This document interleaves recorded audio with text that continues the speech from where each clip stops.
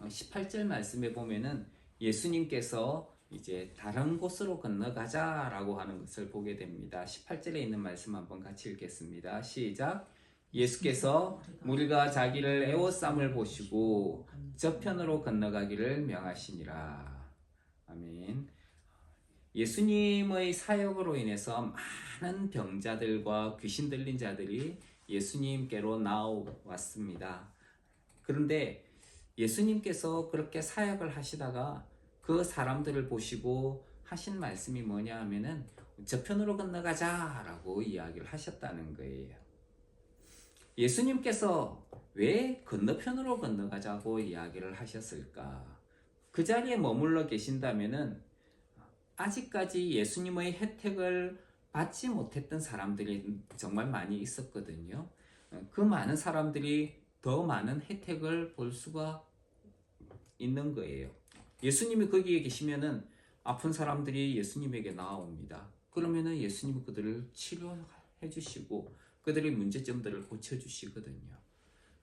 그러면은 사람들이 우리가 예수님에게 나아가면은 예수님 저기 계시니까 그러면은 예수님이 우리를 고쳐 주실 거야.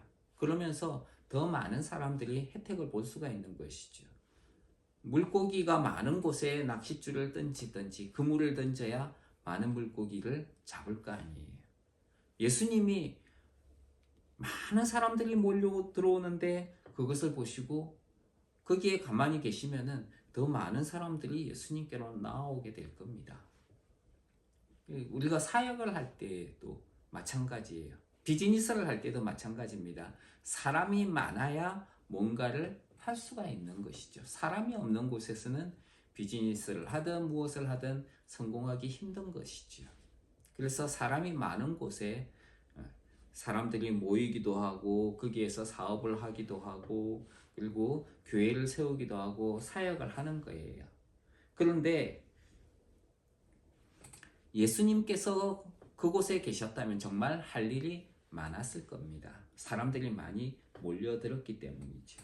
그런데 예수님은 그 많은 사람들이 자기에게 몰려드는 것을 보시면서 뭐라고 이야기를 하느냐 하면은 무리가 자기를 애워쌈을 보시고 저쪽으로 가자라고 이야기를 합니다. 바다 건너편으로 가자. 갈릴리 호수 건너편으로 건너가자 하는 거예요. 어떻게 보면은 예수님은 그 많은 무리들을 버려두시고 다른 곳으로 건너가는 그냥 한산한 곳으로 찾아가는 것처럼 보입니다. 하실 일이 많은 그곳에서 일부러 다른 곳을 향하신다는 거예요. 자신에게 몰려드는 많은 무리를 보시고 거기를 떠나신 예수님을 보면은 이해가 되지 않는 이해가 되지 않는 것을 보게 됩니다. 사실 예수님께서 건너편 지방으로 가라고 하신 이유는 예수님을 필요로 하는 또 다른 누군가가 있었기 때문입니다. 그래서 그 누군가를 만나기 위해서 많은 사람들, 자기에게 몰려드는 많은 사람들을 내버려 두고 가셔야 됐던 것이지요. 예수님은 자기에게 사람들이 몰리는 것도 중요하게 생각하셨지만은 자기에게 나아올 형편이 안 되는 그 사람들을 찾아가는 것도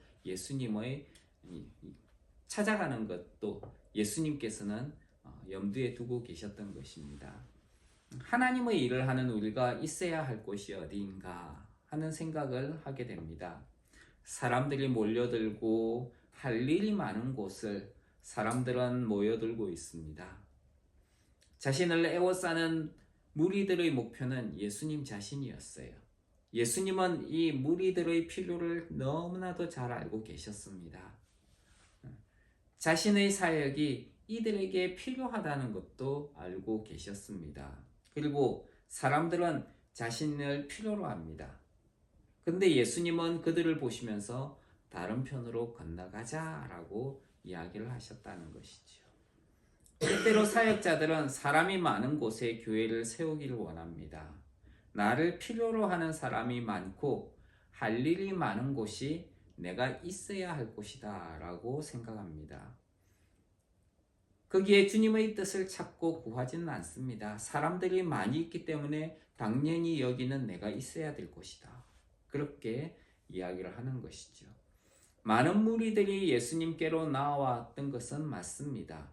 또 그들은 예수님을 필요로 했습니다. 하지만 그들이 필요로 했던 것은 그들의 병에서 낫게 되는 것과 그들에게서 귀신을 쫓아내주는 능력이었던 것이지요. 예수님 자신에게는 관심이 없었던 것일 수 있습니다. 무리들의 관심은 능력 외에는 없었던 것이지요. 많은 무리가 보는 것은 예수님의 능력이었지 구원하시는 하나님께 그 기준이 있는 것이 아니었다는 거예요. 우리는 무엇을 바라보는가? 우리도 어떤 능력이라든지 어떤 일거리라든지 그런 것들을 바라보는가? 아니면은 하나님을 바라보고 있는가? 우리는 그것을 잘 생각해야 합니다. 사역을 하면서 많은 은사와 능력을 중요하게 여기는 경향이 있습니다. 사람들에게 그런 하나님의 은혜를 전해주는 것은 중요합니다. 하지만은 예수님은 이렇게도 말씀하셨어요. 나더러 주여 주여 하는 자마다 천국에 다 들어갈 것이 아니요 다만 하늘에 계신 내 아버지의 뜻대로 하는 자라야 들어간다 라고 말씀하셨습니다. 우리는 이 주님의 말씀에 귀를 기울여 들어야 합니다. 그날에 많은 사람이 나더러 주여 주여 우리가 주의 이름으로 선지자 노릇하며 주의 이름으로 귀신을 쫓아내며 주의 이름으로 많은 권능을 행치 아니하였나이까. 그날에 많은 사람이 나더러 이르되 주여 주여 우리가 주의 이름으로 선지자 노릇을 하며 주의 이름으로 귀신을 쫓아내며 주의 이름으로 많은 권능을 행하지 아니하였나이까. 그런데 주님은 이렇게 말씀하신다는 것이죠. 내가 너희를 도무지 알지 못하니 불법을 행하는 자들아 내게서 떠나가라. 우리는 일을 많이 하는 것 중요하게 생각합니다. 은사와 능력이 많은 것을 중요하게 생각을 합니다. 그런데 우리는 초점을 잃어버리는 경우가 있습니다. 그것은 무엇이냐 하면은 중요한 것은 하나님의 뜻이 거기에 있는가 하는 거예요. 많은 무리들이 몰려드는 곳, 거기에 하나님의 뜻이 있는가? 하나님께서 원하시는 것은 무엇인가? 예수님은 자기의 도움을 필요로 하는 두 사람을 알고 계셨습니다. 나중에 성경에 보면은 거기에 이제 두 사람이 등장을 해요. 마태복음 본문에 보면은 예수님은 그들이 도움이 필요하다는 것을 아셨어요. 그래서 많은 무리들을 떠나셨어야 한다는 것입니다. 하나님의 뜻이 어디에 있는가 하는 것을 예수님은 알고 계셨던 것이지요. 은사와 능력과 일이 많은 곳이 내가 머물 곳은 아니다 하는 거예요. 그 중심은 하나님 자신을 향해 있어야 합니다. 우리의 중심에는 예수 그리스도가 있어야 하고 그리고 하나님의 뜻을 향해야 되는 것입니다. 하나님께 나아오는 사람들은 하나님이 나를 부요하게 만드시기 때문에 혹은 하나님이 나를 건강하게 하시기 때문에 하나님이 나에게 명예를 주시기 때문에 하나님이 나를 구원하시기 때문에 하나님께 나아온다라고 이야기를 합니다. 예수님께서 나를 고쳐주시는 분이기 때문에 내가 예수님을 믿는다. 물론 일부분은 맞습니다. 하지만은 또 그것은 잘못된 것이기도 합니다. 신부가 신랑과 결혼하려는 이유가 신랑이 부자이기 때문이라면은 그건 잘못된 거예요. 오늘날 한국 사회를 보면은 여자가 남자를 선택하는 이유, 남자가 여자를 선택하는 이유, 가장 큰 부분이 재력이에요. 돈이 많은가. 그런데 그것 가지고 결혼을 선택을 한다면은 그건 잘못된 거다는 거예요. 신부는 신랑에게 모든 것이 집중이 되어야 하는 것이죠. 하나님의 어떠하심 때문에 하나님께 나아갑니다. 이건 잘못된 거예요. 중요한 것은 예수님 자신이어야 되는 것이죠. 우리가 하나님을 믿는 것은 하나님이시기 때문에 하나님께 나아가는 것이어야 됩니다.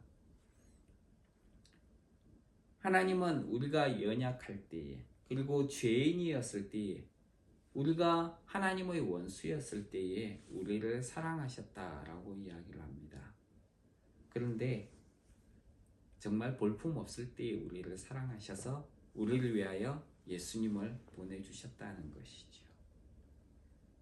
이것이 하나님의 사랑입니다. 있는 그대로 우리를 사랑하신 것이죠. 그런데 사람들은 하나님을 마치 사탕발림으로 우리를 유혹하고 계신 것처럼 이야기를 합니다. 나를 부유하게 하시기 때문에, 그리고 나를 유명하게 해주시기 때문에, 또 나에게 건강을 주시기 때문에, 그래서 하나님께 나아가야 된다라고 이야기를 합니다.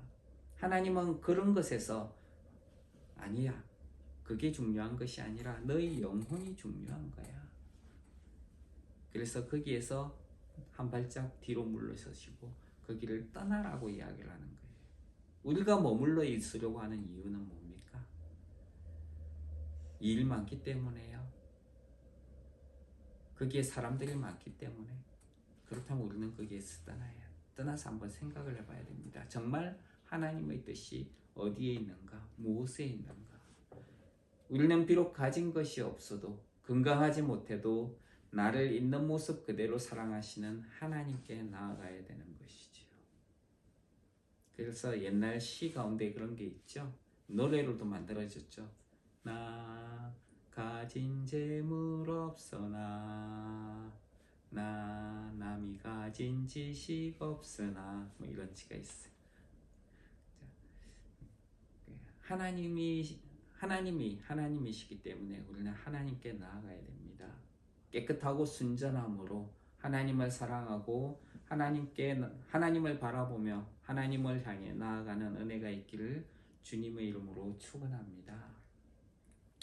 자, 19절부터 22절에 있는 말씀 한번 읽겠습니다.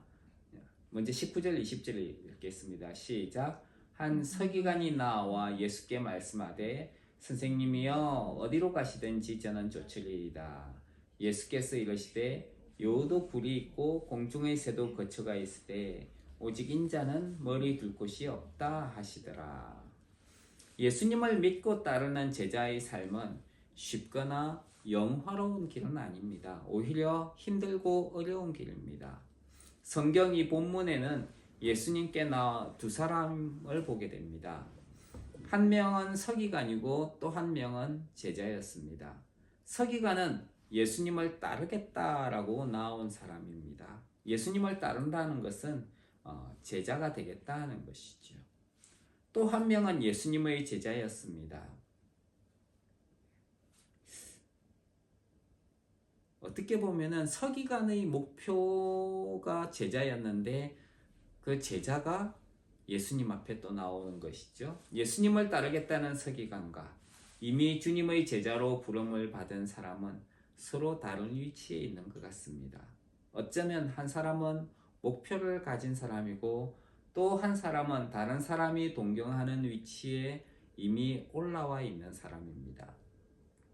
당시에 서기관은 하나님의 말씀을 기록하는 사람이었죠. 오늘날에는 돈을 주면 이제 성경을 사서 쉽게 읽을 수가 있었지만은 고대에는 성경을 가지는 것이 쉬운 일이 아니었어요.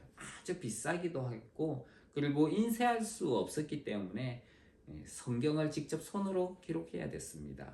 그래서 이렇게 성경을 기록하는 사람들이 서기관이었어요. 그런데 서기관들은 이렇게 성경을 잘 기록을 했기 때문에 나름대로 성경을 잘 이해하고 종교적으로도 지도자의 위치에 있던 사람들입니다. 그런 서기관이 예수님께 나아왔다는 거예요. 그리고 예수님을 따르겠다라고 이야기를 했습니다. 이것은 예수님의 제자가 되겠다라는 의미이죠. 제자는 스승을 따르는 사람입니다. 스승의 가르침을 따라 사는 사람이지요. 스승과 같은 삶을 사는 사람이기도 합니다. 스승은 모든 것을 제자에게 가르쳐 주었습니다. 그래서 제자를 통해서 스승을 알 수 있게 되는 것이죠. 우리가 예수님의 제자라면은 사람들은 우리를 통해서 예수님을 알 수 있게 되는 거예요. 그렇다면 우리가 예수님을 잘 드러내고 있는가 한번 돌이켜 봐야 됩니다. 예수님은 너희가 서로 사랑하면은 너희가 내 제자인 것을 사람들이 알게 될 것이다 라고 이야기를 하셨습니다. 내가 성경을 얼마나 잘 알고 능력이 있는가, 그것으로 예수님의 제자가 되는 것이 아닙니다. 오히려 우리에게 너희가 서로 사랑하면 사람들이 너희가 내 제자인 줄 알 것이다 라고 하셨어요. 우리는 주님의 제자로 서로 사랑하며 세상에서 하나님의 사랑을 드러내는 사람들이어야 합니다. 오늘날 예수님을 믿는 사람들은 믿음을 강조하면서 서로 사랑함을 잃어버린 것 같습니다. 시기와 질투와 오해와 미움이 가득한 것 같아 보입니다. 우리는 마음에 들지 않고 이해가 되지 않아도 서로를 용서하며 사랑을 드러내는 사람이 되어야 됩니다. 주님은 에베소 교회에 이렇게 이야기하셨어요. 너희 처음 사랑을 버렸느니라. 이것은 오늘날 주님께서 그리스도인들에게 주시는 말씀이기도 합니다. 우리는 주님과의 사랑, 그리고 서로를 사랑하는 사랑을 회복해야 하는 것이지요. 이것이 주님의 제자로서 해야 할 가장 중요한 부분입니다. 서기관은 율법과 성경을 잘 알고 있습니다. 그들은 모세의 제자라고 불리기를 좋아했습니다. 그런 서기관이 예수님의 제자가 되겠다고 나온 것이지요. 이것은 유대인으로서는 충격적인 선택이기도 했습니다. 자신들의 문화와 전통과 종교가 아닌 예수님의 제자가 되겠다고 찾아온 것이지요. 어쩌면은 예수님이 사람들로부터 드디어 인정을 받는 순간이 되었다라고도 생각할 수 있습니다. 우리 같으면 덥석 그를 우리의 제자로 받아줄 것입니다. 그리고 내가 드디어 사람들로부터 인정을 받았다며 좋아할 거예요. 그런데 주님의 대답은 전혀 뜻밖이었습니다. 뭐라고 이야기를 했습니까? 여우도 굴이 있고 공중의 새도 거처가 있는데 인자는 머리 둘 곳이 없다. 여우와 공중의 새는 사람들이 보기에 하찮은 짐승에 불과합니다. 굴과 거처는 편안히 쉴 수 있는 공간을 가리킵니다. 사람들이 하찮게 보는 작은 짐승도 편히 쉴 수 있는 곳이 있다. 하지만 나에게는 편안한 거처를 떠나서 머리를 둘 수 있는 공간도 없다라고 말씀하고 있는 것입니다. 자기 땅에 왔으나 자기 백성이 영접하지 않았기 때문입니다. 주님을 따른다는 것은 고생길이다. 나를 따라오는 것은 고생하는 첫걸음이다. 고생의 길이다 라고 말씀하고 있는 것이지요.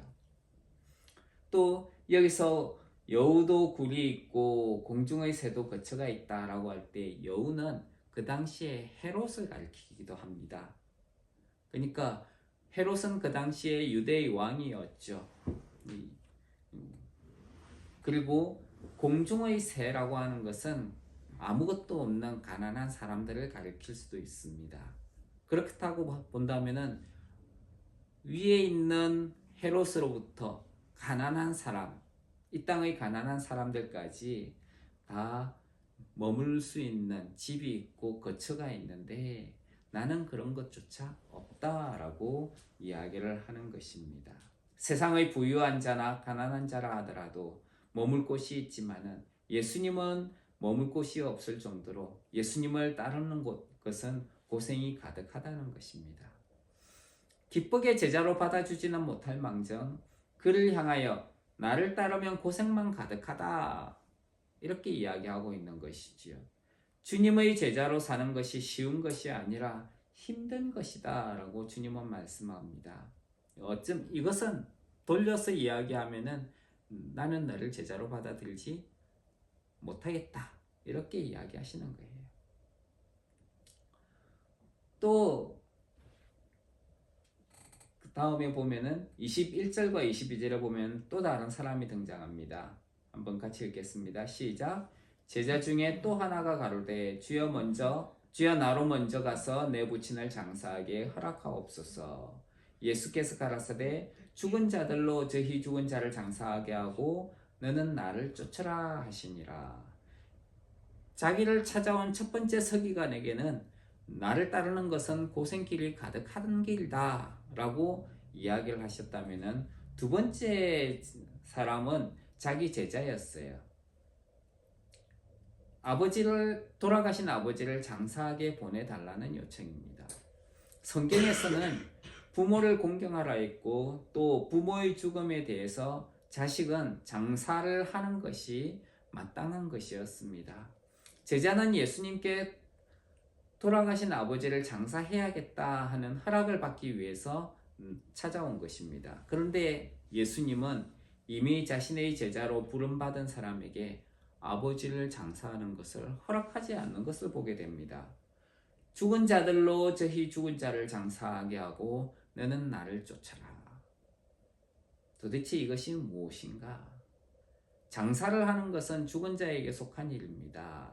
예수님께 속한 자들은 죽음이 아니라 생명에 속한 존재라는 것이죠. 생명을 가진 자가 죽음에 속한 일에 얽매이지 말라라는 것입니다. 하나님께 속한 자는 세상에 속한 것에 얽매여서는 안 된다는 것을 이야기를 합니다. 그렇다면 부모의 장사에 대해서 우리 그리스도인 예수님을 믿는 사람들은 무관심해도 된다는 말인가? 그건 아닌 것 같아요. 잘못된 것 같습니다. 그렇다면은 여기에 죽은 자들로 죽은 자를 장사하게 하라. 이것은 무엇인가? 이것은 이미 영적으로 죽은 자들이 다른 영적으로 죽은 사람을 장사하도록 내버려 두라라고 이야기를 하고 있는가? 많은 사람들이 이제까지 기독교 전통에서는 그렇게 생각을 해왔었어요. 영적으로 죽은 자들이 이미 돌아가신 자를 장사하는 것이다. 그런데 정말 죽은 자라고 하는 것이 영적으로 죽은 자를 가리키는 것인가? 사실 죽은 자라고 하신 말씀은 당시 관용어에 해당된다고 합니다. 보통 부모님이 돌아가시면은 장자가 많은 유산을 상속을 합니다. 그리고 나머지 차자나 다른 자녀들은 장자에게 상속되고 남은 부분을 이제 가져가야 됐던 것이지요. 당시에는 2명이나 3명만 있었던 게 아니고 자녀가 5명, 10명씩 있었어요. 그러면은 장자가 3분의 1을 가져갑니다. 절반을 가져갑니다. 그럼 나머지를 가지고 유산 분배를 했다는 것이지요. 그런데 다른 사람에게 유산을 분배해 줄 때에도 장자가 먼저 그것을 취하고 장자가 동생들에게 유산을 나눠주는 그런 일을 했습니다. 그렇기 때문에 자기 욕심으로 유산을 안 나눠줄 수도 있었어요. 뿐만 아니라 오늘날처럼 돈을 주는 것이 아니라 땅이라든지 집이라든지 이런 것들을 가지고 있는 경우에는 그것을 현금화 해가지고 넘겨줘야 되는데 그것이 쉽지가 않은 것이죠. 장자가 욕심을 부려서 나 못 주겠다 그러면 그걸로 끝인 경우도 있었고, 그리고 그것 때문에 이제 소송까지 벌이는 경우도 있었습니다. 그래서 성경에 보면은 선생님, 내 형이 나와 재산을 나누게 해주십시오. 그렇게 예수님을 찾아와서 요청하는 경우도 볼 수 있습니다. 또 재산이 그렇게 많지 않은 경우에는 자기가 독립할 때까지 차자들은 장남에게 재산을 넘겨두었다가 자기가 결혼을 한다든지 새로 가정을 꾸민다든지 하게 되면은 그때 이제 경제적으로 독립을 하는 경우도 많이 있었던 것이지요. 자, 이때에 장자는 아버지의 유산을 받는 사람들이었는데 장자가 아닌 차자들의 경우에는 그 유산을 적게 받든지 혹은 잘 받지 못하는 경우가 있었다 그랬죠. 자, 그때의 장자가 아닌 사람을 죽은 자라고 표현을 했다고 합니다. 그러니까 여기서 예수님에게 아버지를 장사하게 내보내 주십시오라고 하는 것은 이 제자는 유산을 받는 사람 것과 관련이 있다는 것을 알 수 있습니다. 만약 제자가 장자라면은 자기가 받을 유산을 포기하고 차자들에게 넘겨주라는 그런 의미가 될 것입니다. 나로 먼저 가서 내 부친을 장사하게 허락해 주십시오라는 말이지요. 근데 만약에 제자가 장자가 아니라면은, 만약에 차자라면은 자기가 받을 유산을 포기를 하고 다른 자들에게 그 유산을 넘겨주라는 의미가 됩니다. 그러니까 죽은 자들로 저희 죽은 자를 장사하게 하고라는 말은 차자들이 그 아버지를 장사하게 하라라는 그런 의미가 되는 것이지요. 그리고 너는 나를 쫓아라라고 이야기하는 것이 됩니다. 자, 그러면은 왜 갑자기 이 제자는 이때까지 가만히 있다가 서기관이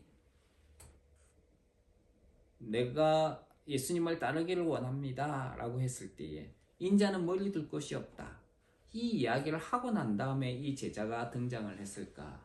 그것은 우리가 생각해 볼 필요가 있습니다. 주님으로부터 인자는 머리 둘 곳이 없다는 것을 이 제자가 들었다면 스승을 위해서 아버지의 유산을 조금이나마도 넘겨받아 주님을 섬기려 했던 착하고 좋은 마음이었던 것을 알 수 있습니다. 그런데 주님은 그런 마음보다 세상적인 재산을 취하는 것보다 자신을 더 따르는 것이 중요하다, 이렇게 말씀하고 있는 것이지요. 이것은 우선순위의 문제와 연결됩니다.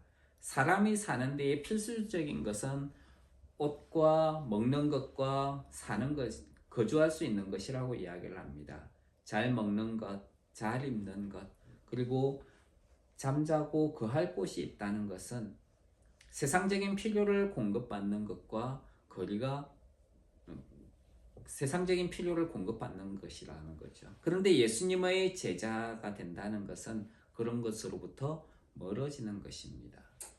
이런 것을 뿌리치고 제일 먼저 예수님을 믿고 따르는 것이 예수님의 제자다라고 이야기하는 것이지요. 예수님을 믿는다면서 자기 집안의 일을 먼저 생각하고 따르는 것은 제자로서의 자격이 없다는 것입니다. 예수님의 제자라면은 세상의 편안함과 안식을 추구하는 것은 잘못된 것이라는 것이죠. 주님의 제자라면서 예수님을 가장 내 우선순위에 두지 않는다면은 그것은 제자가 아닌 것입니다. 하나님의 말씀보다 내 생각대로 내 감정을 따라 사는 것은 예수님을 따르는 것이 아니지요. 우리의 가장 중요하고 최우선이 되어야 하는 것은 예수 그리스도를 따르는 것입니다. 여기서 우리는 우선순위를 잘못 가졌던 것에 대해 회개해야 합니다. 예수님보다 내 생각과 세상적인 가치와 먹고 마시는 것을 먼저 생각하고 염려했다면 우리는 그것을 회개해야 합니다. 예수님을 따르는 것이 우리의 가장 중요한 우선순위가 되어야 합니다. 그래서 주님은 그런 것들을 가지고 나를 섬기려고 하지 말고 너는 나를 쫓아라 라고 이야기를 하신 것이라는 거죠. 주님을 따르는 자는 먼저 하나님의 의도를 알아야 되고, 그리고 편안한 것이 아니라 우선순위를 하나님께 두고 살아야 하는 존재라는 것을 우리에게 말씀해 주고 있습니다. 그래서 우리가 주님을 따르는 자들로 세상 가운데에서 하나님의 뜻을 먼저 찾고, 그리고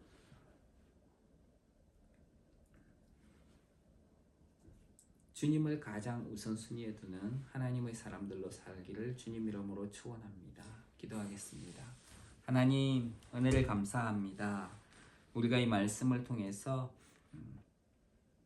주님을 따른다는 것은 하나님의 뜻을 먼저 구하고, 그리고 세상의 가치들을 포기를 하면서 주님을 가장 우선순위에 두는 것이라는 것을 보게 됩니다. 하나님, 우리가 이 한 주간 그리고 이 시간 주님의 뜻을 가장 먼저 생각을 하고, 그리고 주님을 우리의 가장 우선순위에 두고 주님의 뜻을 따라서 행하게 하여 주시옵소서. 예수님의 이름으로 기도합니다. 아멘.